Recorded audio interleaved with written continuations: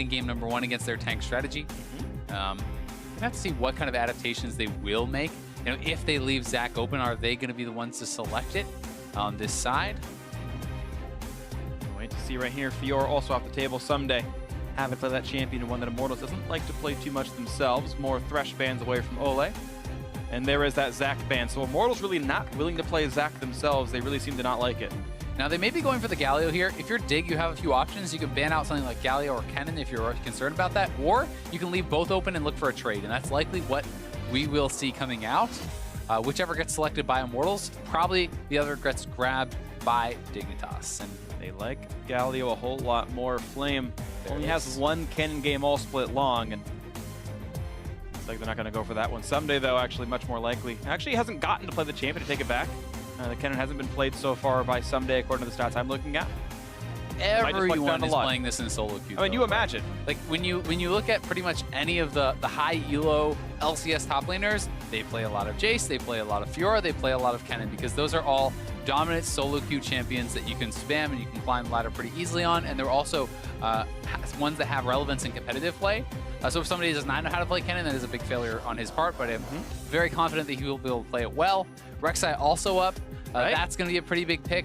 Elise, you know, people obviously are going to have the debate between which you want, but if you do have like some AP damage coming out of the top side, obviously this is, you know, going to be an AD Kennen, but still it's mixed damage. Having a physical damage dealer from your jungle can be smart, because Keen likely wants to draft a magic damage dealing mid lane too, right? And if you grab the Elise, then you're stuck with kind of a lot of AP on the top side.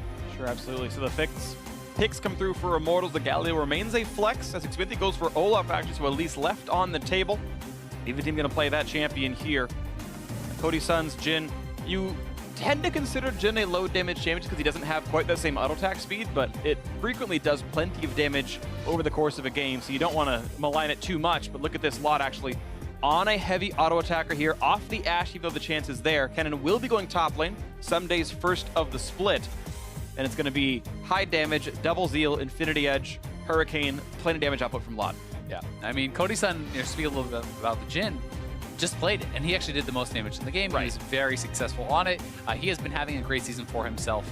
You know, this is much less about kind of the supportive style, like Essence Reaper type Jhin. This is a damage auto attack, more centric Jhin, right? And with the buffs and stuff, like he is doing a lot of damage, and certainly not going to maybe compare to a late game carry like Tristana if you get a 6-item type situation, but at a couple items, he's going to be very relevant, very powerful, plus has that long-range engage still. Yep, has a very smooth power curve. We'll see what comes in next for this draft as Karma's off the table from Ole. And again, the fact that this Galio is still a bit of a flex, maybe they want to consider banning some top laners, banning some mid laners, who knows which. Neither team has played a support so far. Sorry, picked a support so far.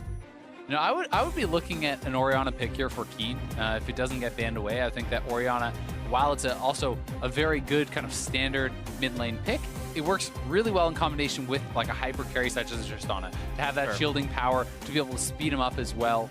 That's going to be very good for a lot if they get to those stages. You do sometimes want a bit more of that supporty style, especially when you don't have a massive front line if you're going to run this sort of AD carry. Well, they're going to leave Orianna up. The Syndra is available to counterpick if Immortals wants it, or vice versa, of course. Talia off the table instead. Blitz is up there too. Morgana's up, so a couple of the picks that we do like to see from Ole that he really does prioritize. So you can look to take that away. I mean, Morgana makes some sense if you're saying, okay, well, what are the ones left that he has? Well, Blitz, Morgana, those are the ones in his wheelhouse. Morgana works well into Blitz. You can black shield the hook. So I think that the drafting strategy in general to try to counteract Ole is pretty intelligent. We know Ole has other picks, though. He may just go back to the Nami. You can deal with Morgana on the Blitz, but it's more difficult. What's strange to me, though, is the fact that Xmithie grabs the Olaf this early. If you are concerned about Ole getting banned out because you saw it in game one, it's not like Olaf is the most sought-after jungler. Maybe he still really believes in it very much, but it's going to be, again, a very heavy melee comp right here. This time it is more damage, though. Jarvan is going to add a bit more in the front line. Olaf generally going to be nice as well, but it's going to be that tank mid laner here of the Galio once again for Pobelter, so putting a lot of pressure still on Cody Sun. And to be fair, just because we think that there's some concern about him getting banned out, he may be very comfortable playing all these other champions. Sure. And I don't think that the Nami was really like the point of failure for their game 1 composition. They only had one real source of damage, and they lost out mostly because they didn't get ahead, and then everyone could just focus Cody-san. Yeah. So this is a little bit different. But that said, I mean, it's still just like, if you do not get ahead with this composition, I feel like you get outscaled very hard. This is not a hyper carry with Lulu. This is, you know, J4 and the Olaf and the Galio. Most of their damage is front loaded. Most of their damage is kind of working off of base damage. You're not building pure DPS the whole way through. Yes, you're going to pick up some damage items, but still, it's like, it's much more of an early mid-game type composition. And I'm still concerned about the Immortals comp right here because you've added some wave clear now for Team Dignitas, the victor in the mid lane. You assume Kennan's going to keep doing well in this top lane matchup. You don't pick that champion blind unless you're confident in him taking any matchup into the mid to late game right here, and I've seen Kenan succeed. But Victor's got wave clear, Morgana's got safety, Rek'Sai's got some safety, and then Tristana's really safe under the turret as well. It's going to be hard for Immortals to make that dive really work under a turret. Yeah, that's fair, but I mean, one person you certainly can attack, you know, with something like the J4 Galio combo, and even the combo with the Olaf and the Galio, like those are both very powerful. You can attack the Victor. This guy does not have a move block. If he doesn't have his flash, there's no way out of the J4 Galio combo. That can take you down very quickly. You can also look to collapse in the side lanes because while Kenan can bully J4 somewhat, you don't have a move block either. You need your flash to get out of the Cataclysm. If you get caught by Jarvan, Galio can come in. You can look to snowball. So there's lots of ways they can get ahead. But I will say, if they do not get ahead, if they are even or behind in the earlier stages of the game with a composition like this, you're looking to get outscaled by Tristana, by Victor, by the split push of Kenan. We'll see if that happens right here because the hard dive is there. It's the draft for Immortals. They're going to come back to the same comp they ran in game 1, and they're going to try to go hard and dive into the turrets here for game 2 and in game 3. This time it's going to be Team Dignitas hoping they can withstand that yet again and make that late game scaling happen once again with Keen on the mage. Game 3 is here. Who's going to take over first place? Immortals or Team Dignitas? It comes down to this. I definitely feel like, while you know, we have to talk about some of the ways this can work for Immortals, I would have liked to see something kind of other than Jhin, because at least if you have someone who's like a higher DPS AD carry, then you have like a little bit of late game insurance policy with Lulu plus said high DPS AD carry. Right. Because Jhin is not really that teamfight god late game. But they will have their opportunities to get ahead, and they are going to have very powerful early and mid game. So it's just execution based, right? Sometimes I just don't really like watching teams kind of paint themselves into a corner, because why leave yourself only the one kind of victory condition if you could have multiple? Right, and it's always interesting. The way I think about it is expected value, where if you're like 99% of the time, you're going to win laning phase. And then if you have a win in laning phase, you win 9% of the game from there because of what your comp looks like, then your win rate's super sick. And yeah, you've got, you know, this 80-something% win rate to win, like it's going to happen for you. But if your chance of winning lane is 52% and it's an 80% closeout from there, that's not a very good comp rate. And it really comes down to the confidence in getting that early game lead. That if that corner you paint yourself into is most of the room, it's a very big corner, then you're okay. And I'm stretching the metaphor at this point, but that's what it comes down to, is how confident are they that that condition is met? Yeah, and Jhin is going to help a lot with the engage of these three champions, right? If you can slow someone down, if you can root someone up, that can allow the J4 or the Olaf to get on top of them and then deliver the Galio in. So a lot is going to depend on the early game, but also just on the playmaking, on how well can they find these picks, how well can they make those flanks happen. Absolutely, so we'll see what comes through into this one. As it was the standard Raptor start for Shrimp, and not too crazy of a leash otherwise. Going to finish out the rest of the camp. Big Smithy, of course, going to be very fast in the Olaf, and in fact, going for a nice little cheeky invade. Doesn't actually want to steal away the blue buff. He's afraid of getting jumped on, because in fact, Big did leave the lane, so good bit of coordination there, saying, hey, Borg left, you can't, and out he goes. Yeah, they actually spotted him because they had a ward over by his Raptors. So he does just the Raptor camp, and he starts running over. They know immediately what he's trying to do, right? There's no other reason to path in that direction if you're not trying to steal the camp away. So because they have that warding, they're going to put him a tiny bit behind. It's not really a big deal because Shrimp didn't even do his own red buff. He just went straight over to the blue in case he had to contest Smithy. Yep, and despite the time lost, Smithy actually finishes his buff first. Olaf at low health obviously clears very quickly. And so despite, again, all the time back and forth, he is ahead on this one. Shrimp, 7 health left on that blue buff. We got a quick pause. Don't know what it is, but I will hear what it is shortly. Of course, our lovely production staff will tell us what was up with that. So we wait to see what comes through. And hopefully no major issue, and we can just get underway here pretty quickly. Sometimes it can just be a sound issue, some little thing like that can get solved very, very quickly. Seems like it's an issue with Laud. Yep, he says he cannot hear game sounds, so he's going to restart his game client. I assume we checked the box saying, yes, I do have game sounds. I assume the headset's plugged in. And Laud actually has 0 CS right now, so maybe it was a little bit distracted by that.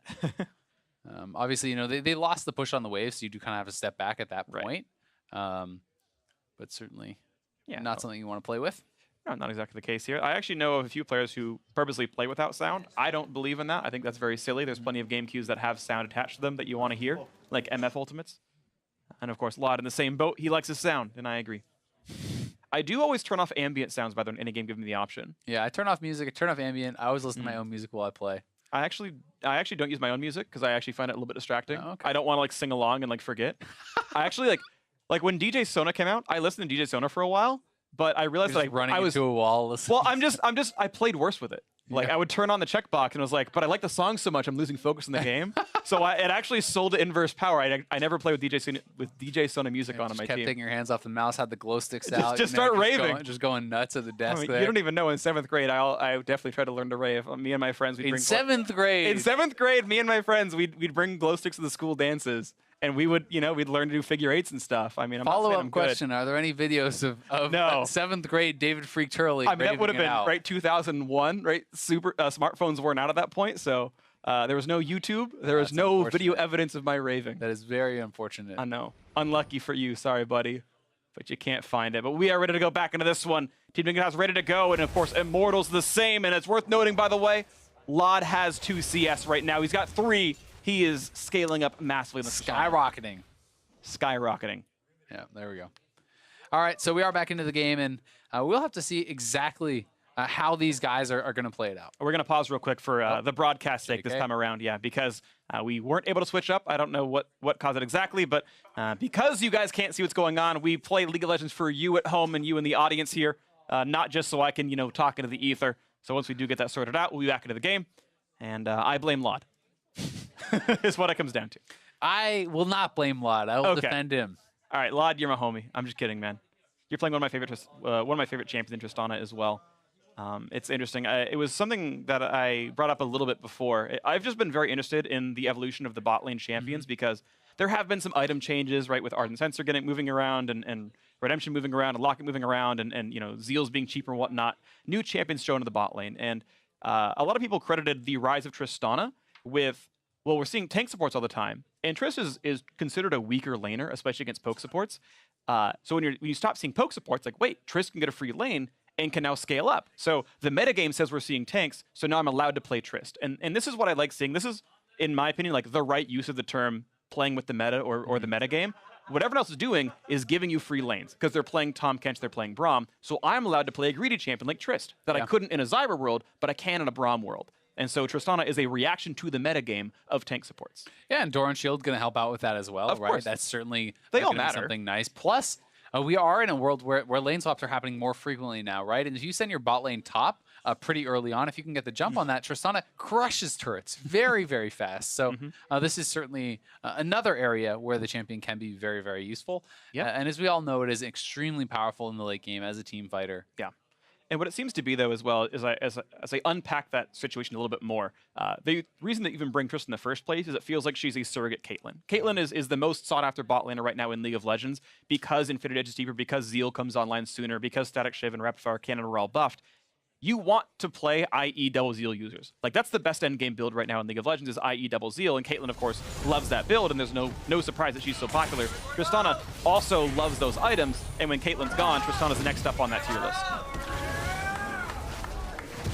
Still going to be getting bullied out pretty hard. It's a little bit surprising to see, more than a full wave down, this early on for Laud, but they lost the push, and how much of that is to do with him being distracted about the no sound, and how much of that is to do with the matchup and the way it was played, would be up to debate. I think a lot of it is Lulu, honestly. We missed a little bit of it, but again, we talked about how Trist is not a strong laner into ranged supports. You have no skill shots, you have no long-range abilities. Ole and Kodi-san can just 2v1 the guy against what a rank 1 Dark Binding that does 80 damage and nothing else. And so he has to take the back foot because the matchup here comes to play on the top side, though. Ghost is on. They want Someday. He's got Flash. Doesn't dodge the axe. Now there's no way out for this one. Someday, who gets the kill? He's going to toss it over to Flame. No, it's going to be... Oh, Shrimp's going in. It's going to be a one-way Shrimp is just going to die. He's going to flash the knockup. But the damage just isn't there. He gives away the double buffs to Flame. That was not a good play whatsoever from Shrimp. I mean, as somebody goes down, you have to leave. You cannot go forward on that. And that was just completely throwing away his life and his summoner. There was no chance, really, of actually having that be a positive trade once somebody had already died. And it wasn't like it was a sick flame. Oh, wow, the damage is there right there for Ole. Doesn't even need the ignite. He flashed, then the champion is gone. Yeah, I don't think the heal was actually in time. It looked like the health picks was so fast from Ole that Big died before that could come out, and things going really wrong for Dignitas across the map. This is 2,000 gold in 5 minutes. This is insane. You don't see leads like this very often. I mean, top lane, this is, again, it's one of those things, right? You're pushed up, you're trying to harass the guy under the turret, but if you cannot react to the gank, the blast cone has not been cleared, so Smithy just easy blast cone over, pop the ghost, he is dead, and then Shrimp, you know, what is the decision from this point? There's no way you can win this, and you're not even really going to do enough damage to burst him down. Maybe if you can get your max rage E off and get true damage, maybe you can trade a kill, but even then it's not worthwhile because you're giving up your life and the double buffs for potentially, at best, a trade. Right, you're guaranteed to die when it comes through. I want to shout out Flame, by the way, who went for the Flash W just to slow Someday as Smithy was coming in. The extra slow helped guarantee that the axe landed, forced the early flash. Very smart by him to flash for a 12% slow. Exactly, because you know if the axe hits, somebody is dead. That's what it comes down to. And landing that, very big. Smithy forcing another summoner. Actually, double summoners there out of Keen. For just walking in. He didn't burn anything. He just walked there. That was really well done. And Smithy off to a great start. I love the early Lucidity purchase. This is something we used to talk a lot about when Olaf was more meta, and players may not know about it as much now if you're a newer viewer. Basically, this reduces your summoner spell cooldown. So you take the defensive tree talent Insight that also reduces your summoner spell cooldown. Then Ghost is already lower than Flash as a cooldown. So you can trade this out very aggressively. And a smart ward here actually from Flame in the brush. Catches Shrimp coming in on that gank. It's a 2 minute and 50. Oh, they're going to look for a 2v2 here. Smithy's back for it. Something too early, though. The Cataclysm's going to buy a bit of time. The shield is there. Here comes Galio, though. The heroic entrance buys a few more seconds, and Shrimp going to get a knockup, but there's no follow-through to be had. Here comes the damaging Smithy. Gets one for himself, and Shrimp, where is he going to go? It's 13 seconds. The tunnel cooldown. The kill comes in. A double for Smithy. 3-0 on the Olaf. Everything going wrong for Dignitas. They were just getting slaughtered. Smithy moves up. It's already a double level 6 against level 5. Someday level 5. Shrimp and the experience makes the world of difference here. And now they can go for an early turret kill. Flame maybe, or sorry, I should say Keen. I misread the name, sorry. Wants to come down to the bot lane, but he can't do it. There's nowhere to fight. First turret going to be a 7-minute kill. And we talked about, game 1, how they had to get ahead with this sort of diving composition. It didn't work and it looked very bad. This game, they're enormously ahead, and we're going to see how dominant it can look when you have that lead, because these sorts of heavy frontline diver type compositions can make you feel very, very hopeless when they are this far ahead. It feels like you can't return damage. There's nothing you can do. We'll see if Dignitas can kind of weasel their way out of this one. They're going to have to try, and I think their scaling, again, still looks very good. They just have to weather the storm. Someday maybe going a little bit early, as Smithy's still pretty far away here. It becomes a situation where they have to get this big save. If he waits a second or two, it's probably not even close. But they are able to pull it off. Good roam up from Pobelter. Smithy knows he can dive and finish off Kennen, who's not even level 6, and then Shrimp has no chance to really get anything done here. And Olaf, at 7 minutes, 8 minutes now, has a completed Cinderhulk plus the Lucidity. Like, this is one of the best early game snowballing champions. You're so strong, your base damages are very high, and you're really, really tanky for this stage of the game. Not only is he 800 gold over any of his teammates, he's over 1,300 gold over any of his opponents. He is ridiculously, stupidly ahead right now. Smithy can do anything he wants this game. He's actually, closing, not quite, but near double the gold value of Shrimp. Like, that's actually absurd. And he can solo anyone in the game right now. As his ghost comes back up, he can just run at someone. I mean, he doesn't have summoners, right? Like, pretty absurd. Man, even Jesse Perrin being afraid to be Smithy right now out of this one. Shout out to old school memes. Shrimp gonna look for something. Oh man, he got like every one of them right there. Smithy can do no wrong this game. Taking a cue from Flame in the previous one, just goes wherever he pleases and nothing can stop him. Looking for Shrimp. He was standing still. Shrimp's been slow. Does he have a tunnel? No, not for 5 more seconds. He gets a knockup to buy a bit more time, but Smithy is on the hunt. He wants someone. but Tunnel gets him away. This is smart from Smithy, though, not committing the ultimate or the ghost. He just wants to bully him off and take away this red buff. Waits for the smite to come back up, pushes Shrimp out. Now he collects the buff. Now he can threaten to top side. He knows that Shrimp went down to the bottom side. Like, you could very easily dive someday, or you can even 3-man mid. Like, they're very, very precarious in the positioning for Dignitas. And right now, nothing just yet. Of course, somebody with ulti and flash available makes it a hard dive to be had. They're not going to go just yet into this one. It's going to be the quick bot lane push here. The serrated Dirk was already in for Cody Sun. Nice bit of damage. You can see what Someday can do in the matchup. Like, Sunday's actually up in farm right now, despite being down on items and such. Yeah, I mean, it certainly is a very favorable matchup early on. It's also interesting to note that Flame decided to go very offensive with his masteries. Going for Thunderlords, very few people do take that. It's almost always Grasp in competitive play. You have the defensive masteries, which help you kind of survive that laning phase a little bit more, but this is a more bursty, heavy style, right? So this is not about surviving. He is looking to all in, and he is looking to kill his opponent, because that is a way that Jarvan can take over in the 1v1. Yeah, I think it makes sense, honestly. I like really Jarvan a lot as a champion because he has so many ways you can build him. You can go full tank, you can go bruiser, glass cannon, whatnot, and I agree. If you're going to win against Cannon at all, it's burst damage, and I think it's very smart by Flame to go for this kind of build. It can make a lot of sense. That said, you need the confidence to do it, and if you mess up this sort of build, like if you are going more offensive with your masteries and very aggressive with your playstyle, has the potential to go very wrong. So that is often why people do take the more defensive, kind of conservative route. And Ole winning his 1v1 with Lod. Curtain call makes him run away. Oops. Back on cooldown. Yeah, that was just a rocket jump to get to safety, so maybe a bit more than needed, but it means turret damage here. Pavelther waiting in the wings, but no fight to be had. And unfortunately now for Immortals, there is no spells up, and they're just going to kill off Key, and that's Flash and goes down once again. Smithy debating whether he should go in there, and getting double summoner out there, that's a big win already, so no real need to actually risk going for that dive. Flame was looking to catch Keen with the lazy recall, but Keen backs all the way up, so we'll get out safely. He's going to lose a lot of farm and a lot of turret damage for this one as Pavelther keeps playing the push game. Yeah, bot turret's done. Yep.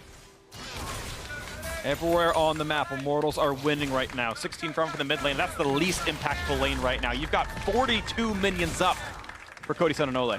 Yeah, almost 5,000 gold ahead was their lead at 10 minutes. Like, they are ridiculous, absurdly ahead. They are now closing in on 6K.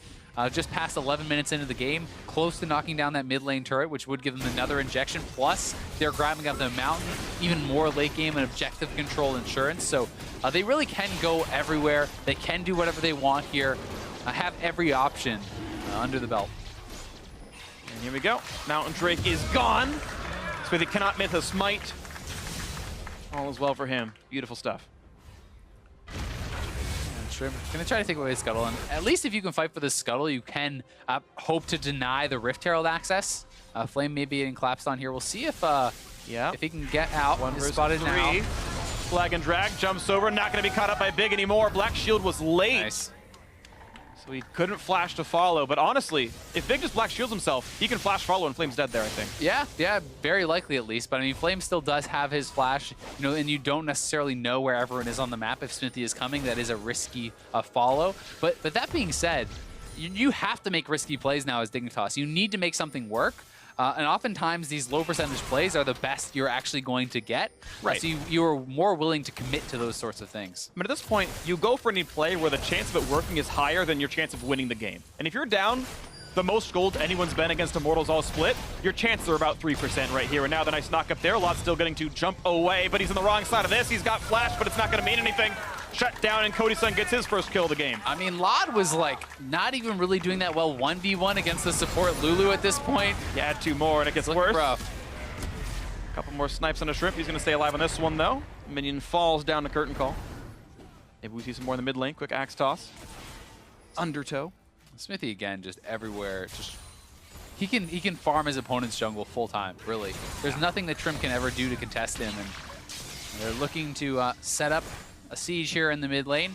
Pavelther can always threaten the roam down. If he starts to walk down into the jungle, he'll be very quickly in ultimate range towards that mid lane, so they can threaten dives.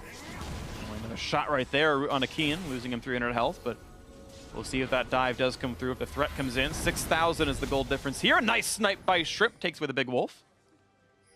Consolation prizes through and through right now for Team Dignitas. That team is squishy though. There is no tank on the lineup. Rek'Sai is now more of a fighter. It's a warrior enchant type item, type champion I should say. Mid lane outer is gone. Gold lead stretches a bit farther. Local gold all goes to Cody Sun. And that's exactly the play that they were trying to set up. You have Pobelter roam down, Smithy's threatening the flank from the other side, so you have people on both sides, and you really can look to threaten that. Flame should just be able to walk out, as long as he can get bound here. Not really too much threat coming in on him. I think he was respecting a possible flash bind, and didn't think that he might be able to do it on reflex, so he's like, if he goes for this, I'm juking sideways, and doesn't come through in the end, he's going to be fine. Back to the farm game they're going to go. Well, worth pointing out, though, that Someday does have quite a bit of farm. He very much focuses on getting farm. He'll often leave his team alone if he doesn't think he can turn the fight around to hope to power up for another time. And him getting some golden XP could be a way to get back into the game. And I think that's the intelligent play when you are split pushing. Very often you have to play for yourself, for the team that way. But that being said, because of the turrets that have gone down, because of the kill and the assists and stuff, even though he is up quite a bit in CS, he's down quite a lot in gold, right? So, that is maybe the bright spot for the team, but even that is kind of burning out pretty quickly. Yeah. Immortals are going to look to even extend that lead further. You can grab up the Rift Herald. Not much threat from Dignitas besides maybe some sort of miracle steal, but you can then use this to crack the inner turrets and just continue to extend that advantage. I'm going to make that happen right now. Rift Herald picked up by the Olaf. Smithy taking everything on the map right now. Ocean Break going to be up in maybe 2.5 or so minutes.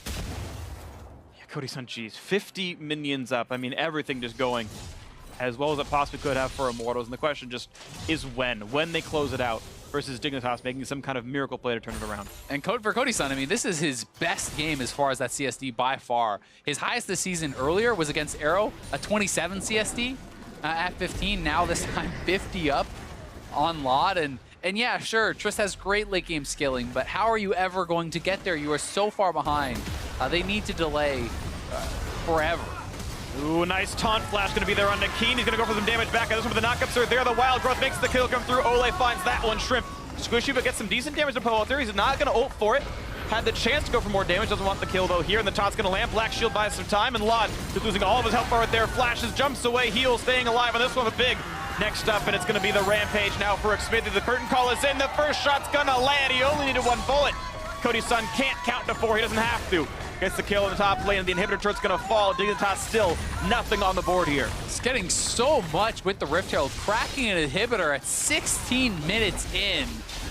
They are still on base for what could be a perfect game. 4-0-4 on Smithy. He is massive. They just collected a ton more gold. This lead is just absurd, and they have so much gold in their pockets to spend up. Smithy is gonna be basing with like 2,200 gold. He can complete another item. Yeah, holy moly, just what a snowball of a game. And this is just very well done from Pobelter. He channels the taunt, follows flash for flash. Smithy more than enough damage to finish off the first one. And yes, this is a low chance of this working for Dignitas, but they feel like they need to force a play. Big looks for the big ultimate. Lod is trying to get as much damage as possible out, but it's very difficult for them to ever fight back in a situation like this. You need to have odd number fights. That's really your only hope. If you can have like a 4v2 or something like that, quickly kill them off, maybe you have hope, but in even number fights, you have to misplay so badly as Immortals to ever really lose. I am sad that Shrimp did not ult in for the kill into Pobelter, though. That guy was pretty low and he was magic as a stacking. I feel like the Rek'Sai ult actually could have gotten the kill, but perfect game still intact right now for Immortals, as even Ole is giving some farm in the bot lane. He may have not had the tag on Pobelter. I'm not actually sure. He definitely did. I was watching for it in the replay. He had the mark on him. He just... Initially, he was only like 1/3, so it's like not quite in kill range. Then he got super low, the tag had fallen off, but I don't know. Maybe I'm missing it and it wasn't quite going to be there, but mid lane under fire now. Pobelter just way too tanky to care about any of this. Looks to take some turret shots. Xmithy going to push him around. Down to half HP, but the turret's going to fall with a shield thanks to Ole. So far, it's been amazing for Immortals here. 10,000 gold now, 18 minutes in. They have just smashed this game now. And Smithy already with the stone plate completed. He's building towards the locket. Gonna have that incredible shielding combo on his side, and they're gonna be looking to close this one out very, very quickly. The last of the outer turrets has fallen. We'll see how aggressively Immortals wants to play it. If you want to play it really safe, you can just grab the dragon, keep farming the jungle, look for a Baron, and then close out with that. That is kind of the more guaranteed win. But they still could look for opportunities to dive and just close this one out really fast. We'll see what it ends up being. There's the Ocean Break picked up, which means you can stay on the map for longer. Right now, Dig just gonna keep the farm going in the top lane. And to a certain extent, this is almost what you want in a game going this badly, because no one's farming top lane from Immortals, and La just gets solo gold, gets solo XP, and even gets the extra money that comes in from the super minion itself. As long as the turrets stay alive, I mean, losing an Ocean Drake is not the worst thing. Yeah, certainly not. And sometimes in situations like this, the game can stall out from this point, but this is not a composition that doesn't have easy ways to dive, right? Yeah. Like, they have so many ways to dive, so many ways to start up the fights. You Jhin ultimate to zone them off the turret, you send in the Olaf, you send in the Galio, and it's very clear-cut. Yeah, and the Trico doesn't say Fox right there, so you imagine this team... as sad it is, it's true. This is like every Echo Fox game ever, and then it takes them 30 more minutes to win the game. Immortals definitely have had good shot calling, though they are traditionally a mid to late game team that wins off shot calling. You give them this kind of lead, and it's probably going to be a slaughter, and it has been so far. And I think that they shouldn't really try to overforce. If they can get a fight outside the base, take it, end the game, great, right? But otherwise, wait till you have your locket. Wait till you have some of these items coming in. Get the Baron. Secure that victory, because it's only getting better for your team for these next few minutes since you're farming both sides of the map. That's the flash out for Someday. I'm going to get away from the tag. So, ult for flash. A worthy cooldown trade so far. We'll see what comes in next for Immortals. And scaling, like, while it is going to go in favor of Dig, they're so far away from that mattering. Like, this has to be like a 50-minute game for that even to be a conversation, because Immortals is farming both sides of the map. So when you are just getting so much less income, scaling is not really part of the discussion, right? You just can't actually get to the point where that matters at all. I mean, you're looking at Lod, who has pieces of some items versus 2 completed from Cody's son. He's on his way to his 3rd. Yeah. Game 3 is a lot of season highs right now for Immortals. 10,000 goal lead at 20. Yeah, good luck meeting that one again later on in the season here on this one. Immortals. This is just gone. Just, yeah, 20-minute Baron take, not even a problem. Big is around. The Miracle Bind. There's always a chance. You never say never. And it goes down to Xmithie, of course. He can never miss a smite this game. He's been perfect. Immaculate, and now Big is running out of options. Redemption for the kill! Get him! Oh! Yeah! Ole! 3-0-3 and the swag dance for Povo to make it all right. Bovelter's feeling it. He's dancing on the corpse. They know this one is all but over. They're going to look to close it out, pushing in on the top side. They want to get all the waves going. Then you can easily set up the dive. Then you can easily siege. Dignitas has maybe one more fight left in them, but Immortals, they still have the perfect game going here. Have not lost anything. Not a kill, not a turret, not a dragon, or the Rift Herald. And how happy are Immortals fans right now? This game is, I mean, guaranteed to be over at this point. They are the #1 team in the LCS. This is after Huni left the team, after Rainover left the team, after Wild Turtle left the team, after Adrian's been gone as well. The entirely new lineup of rookies and unlikely pickups here. And they are the best team in North America. They've beaten every defending champion. They've beaten every 5-1 team in this week specifically. And here comes the play from Dig, the last fight. The last stand for this one. Shrimp in the back line, the flash to follow they want, and they're gonna pick off early. No, they can't. The Wild Growth in, the shutdown finally comes through thanks to the Rex side. But the trade kill is already in as he's fallen off for this one. Walter buying a bit more time, a double kill in for Cody's son himself, and Someday just doesn't have the damage. Galley with her heroic is back into the front line, but it's already 3 missing. It's a 4v2. The perfect game is gone, but I'm sure the fans are okay with the win coming through all the same. It's only 2:20. It's only 22:20 into the game, and the Nexus turrets are already falling right now. 4 versus 2 inside the base. The knockup once again for Flame, who did so much work in Game 2 this series. The big plays in Game 3 as well. Some days are numbered. Big's gonna fall flat. He's gone on this one. Xmithie refuses to die. He is Immortal himself, fitting in so well in the new lineup here. 14-1 in kills, but maybe the Nexus actually won't die just yet. The chase in. Lod gets the one auto attack, but the trade kill is in for the taunt. The knockup on a Shrimp. They might trade that one back in. He's trying to make it happen, but he's going to fall. And now once again, it is 2 versus 4 inside the base as Ole runs down the mid lane to join back in again. Top lane inhibitor to fall pretty shortly, but it looks like this will be a bit of a delay of game. Immortals will not win just yet. They are staying around, though, looking for Someday. Over chasing a little bit, one more shot. He gets the armor, the flash to follow, but this could be a trade. A slight overstaying, the shutdown comes through, but Walter taunts a black shield. But it is still an open Nexus. It's a trade of focus. Do you go for the Nexus? Do you go for the champions? And finally, they do go for the major objective there, as Big is going to limp back to the fountain. And Immortals waiting to close it out. They are savoring their victory. One more kill in for Flame. The Thunderlord's triggers. And Immortals close week 4 as the #1 team in North America. The undisputed best team. Close it out with the fastest game this split. Dignitas hardly could have got out of this one faster if they surrendered. Immortals dominated them so badly, and sure, they gave up a couple of kills at the end, but how much more can you ask for? These last 2 games were complete and total domination from the Immortals squad. They got bested in game number 1, but they came back with a vengeance. And these guys are on fire. I mean, not only are they number 1 in the standings, but they just look like the best team, period. They really do. Everything working so well. Flame, the front runner right there, had so many sick plays. But they're having a nice game in the tanks. And some hugs from the Xmithie clan right there. I believe his entire family in town right here for this one. We had the picture on social media earlier. You guys seen that? It's fantastic to see the support for him and doing so well after the trade. It has to feel very nice to have a family here watching him succeed. A 2-0 week for Immortals against back-to-back 5-1 opponents who were previously tied for them in first place. Xmithie and co are now in sole possession of first place and will remain in sole possession of first place regardless of the rest of the results this week. Absolutely the case. Beautiful stuff out of this squad. And Tactics Xmithie yesterday saying, well, is it gonna be an Immortals logo up there as the next team to win North American LCS? And he gave me this sort of haphazard, yeah, maybe. He wasn't ready to get hyped up about it just yet, but certainly this is a squad worthy of giving support to. These are deserved wins, and some of them have looked so incredible, absolutely. You can see even the subs coming out here, stunt on your screen. And the rest of the coaching staff, everyone else. Immortals can just do nothing but feel happy now. They're done for the week. We'll see them back in week 5 as the #1 team. And I mean, anyone that they're going to be facing has got to realize how good this team is, how much you have to prepare for them. I just think that they're so impressive. You know, even with so much focus on Ole. Again, he had a very good game. Across the board, it just feels like when they succeed so well as a team. You know, you look down the line, yes, there are standout plays, there are standout players, but everyone is doing well. I mean, you know, deathless game for Flame, 6-1-4 for both Xmithie and Codyson. Ole getting very involved, Pobelter having a strong game. It's hard to really look at one piece and say, okay, that's where you attack. This is the weakness. This is how you beat Immortals, because they play as such a cohesive unit. Yeah, they really do. This is the team right now. This is the North American best team. And yeah, we'll see as other teams get better and as they improve over the course of the split, who can kind of match this.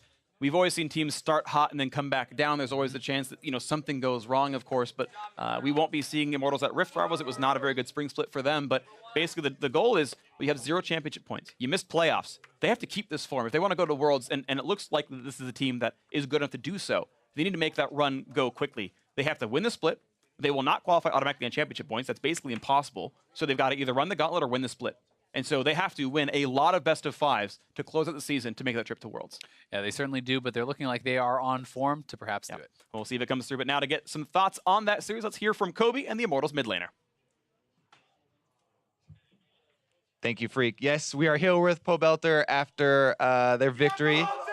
I'm not going to ask you any questions about that specific game because that was over in like 5 minutes.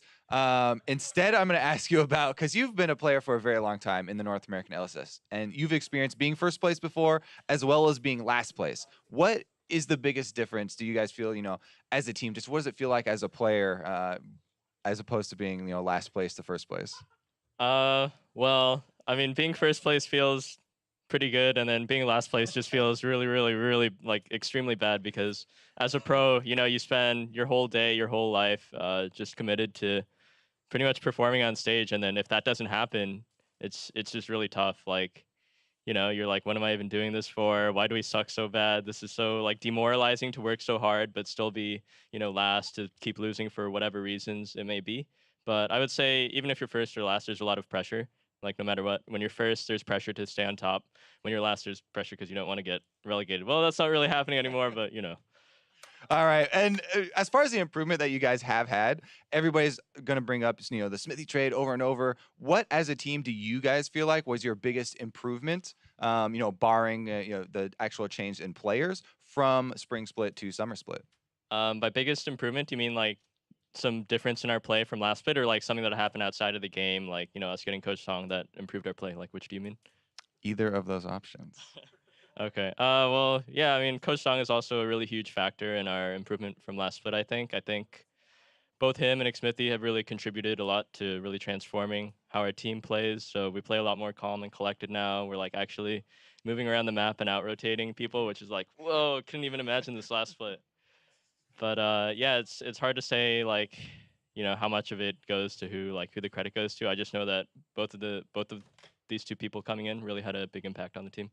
All right. Well, armed with these two new people, how do you guys feel like you're going to do against TSM next week? Because even though, they're not classic TSM at the top of the standings, #1 place in North American LCS, still definitely a team that a lot of people have eyes on as far as expected improvement. Do you guys think that you're definitely solidly in first place and easily going to be able to defend yourselves? I think we take a pretty cautious approach to most games. So we know that TSM has a history of being a really strong team, even when people count them out. And actually, when we played against them at the beginning, they didn't have much practice coming off their break after MSI. Now they've had some time to come together as a team more. So I think we'll just have to prepare. All right, well, good luck in that match, and congratulations once again. Now we're going to send it over to the guys at the desk. Thank you, Kobe. Immortals moves to 7-1, solidly in first place, alone at the top of the table with the fastest game of the split. The biggest gold leads at 10 and 20 minutes this split. I mean, that was just utter destruction there in Game 3 by Playing Immortals. angry or something, and you gotta say, Dignitas kind of walked into it a little bit. They obviously want to play around topside, and it feels like Immortals kind of knows this and knows how to either play around it or play straight into it and come out on top. Yeah, it's very interesting, kind of the contrast from Games 2 to Games 3, where Flame was the one who was charged with, dodging the ganks and the tower dives in Game 2, and ultimately was successful in doing so. And then here in Game 3, Xmithie, he flips the script and says, I know I typically spend a lot of time bot, but this time around I'm going to go top and help Flame get off the ground. And overall, it's a great time to do it. This time around, they take the Kennen, or excuse me, they're playing the Jarvan into the Kennen, which doesn't beat it straight up, but does have really good gank assist into it. So while the Kennen pushes in, tries to harass you into the turret, you send the tension up there and try and get the kills because, like we said, at pre-6, good gank setup, and then at 6, it gets even better with the ultimate. Right, and it didn't stop there. That's, again, the thing and why this game ended so quickly is that gank 1 comes through in the top lane, but that kill turns into, a 2v2 kill in the bot lane on its own, and it really was a team effort, again, from Immortals here to close it out in 23 minutes. Yeah, there you see Flame going for the EQ combo. Kennen flashes out, starts running away, realizes he needs to flash to get the slow from his W proc off, which allows Xmithie to get in range. They get that kill, and then Shrimp loses his mind or something, keeps chasing in, wants something desperately, doesn't get a kill to trade back, give up 2. And in the meantime, on the bot side, we talk about why Xmithie likes playing around his bot lane is because they're pretty good. They're real damn good, but again, this shows that they don't need Xmithie's help in order to be successful. That time around, picking up the 2v2 kill for themselves. Another counter gank here, as well as the roam from Pobelter to get that ultimate coming in and keeping Flame alive, with just a sliver of health here again in the top lane. A little bit like an Olaf with how Jarvan plays into the Kennen. The escape that Kennen has is just a dash, or a speed up, excuse me. So as long as the flash is down, you can just ultimate at any point and set up a free gank. A little late on the Galio, got it a little closer than the Immortals probably wanted, but works out just fine, getting 2 kills, and it's off to the races. That steady, straight mountain climb for the gold. Very much so. They were on track for the perfect game. We did see some messiness in those closing minutes where they took the skirmishes and let a couple people drop, so not quite getting a perfect game. Why didn't Pobelter ult Ole? We're waiting for the first one. There's been so many close, perfect games. It was close, but hey, this leaves us room to hope, right? There's something to strive for. You can't give us the perfect game in week 4, then what are we watching for in all seriousness? But really, this Immortal squad has just continued to impress, and we saw Pobelter talking there a little bit of what they attribute that success to, in part Xmithie and in part Coach Song, but the two of them have really brought a level of calmness and direction to the team so that they can start out macroing people and not just like the old Immortals outskill people. Well, even Pobelter admitted, he's like, I don't know how much credit to give to who. Clearly something just clicked with this team when they came together. Similar to old Immortals actually in 2016, that they kind of just got together and instantly started dominating the North American split. And it seems like a somewhat similar case this time around where they just have some kind of synergy that makes them all improve each other. Now, that said, Xmithie will pick up player of the game, so at least within the microcosm of Game 3, he was the top performer. And if we are going to try and put, some kind of value to what he adds to the team to some degree, I would say that for Xmithie, what I've noticed is his understanding of how to support the different carries on his team. Once again, making that change from Game 2 to Game 3 and saying, this time around, I'm going to put my attention to the top side because I know know that's how we win this game, where in previous games he's been able to largely ignore Flame and know that he'll do fine on his own. I think that's the big thing, is whenever you give him a comp, he knows how to execute in the early game to get it off the ground. We've seen him play Elise or Nectin, goes up there and gets a dive off. This time around with the Olaf-Jarvan combo, get up on that cannon early, shut him down before he can really bully out the lane. Now, Dignitas here, of course, still remains at 5-2, so it's not a score to scoff at necessarily, but, you know, within this game, they got off to a good start picking up game 1. Things kind of fall apart in games 2 and 3, so still some struggles for them in terms of responding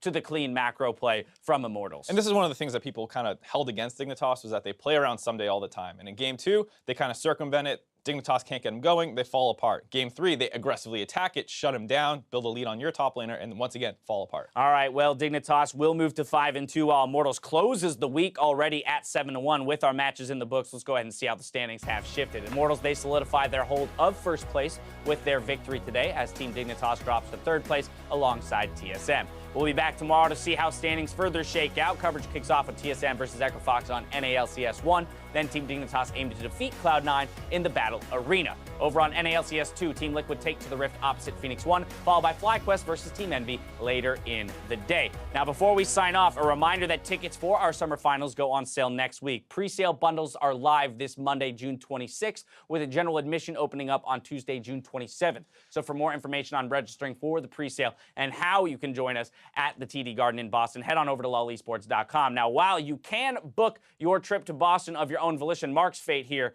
has been left in the hands of the fans. And in just a few hours, we received a swarm of tweets not only detailing... I'll let you know. We received tweets not only detailing, you know, whether or not you wanted Mark to come to the summer finals, but what he should be allowed to do if he does join us. So first up, TT, Paradigm, and Bezelbaum made clear they love Mark on the analyst desk, but not so much when he's serenading the audience on the big stage. While, hold up, there's some support for you as well. Okay. Don't jump the gun here in the defense. Now, MPR 35 and DEX Factor practically begged to have Mr. Zimmerman's voice grace the TD Garden, especially if we go to a Game 5. My question would be to you, are you prepared? Do you feel like you're even more prepared this time around? Would there be a remixed version or something? I feel like that's what makes you a great artist. I'm not doing that. You can't bait me, production. Get out of here. I was there.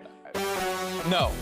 I was going to say, what makes you a great artist, James, is being ready to go at the drop of a hat. And even though they tried to bait me here, you need to know when to pick your spots. Who's got a hat? Somebody give me a hat so I can drop it. No. All right. Well, votes are still neck and neck, and we don't want you to wait. So the polls close tomorrow at noon. We're still going to go ahead and track these, and the fate of Mark's September travel plans are in your hands. So tweet at LOL Esports with the hashtag #LeaveMark or the hashtag #TakeMark, and tune in for the results tomorrow at the beginning of our show. For now, though, and myself, the casters, the entire live broadcast crew, we're going to thank you for watching, and we'll see you tomorrow for more North American LCS. Good night.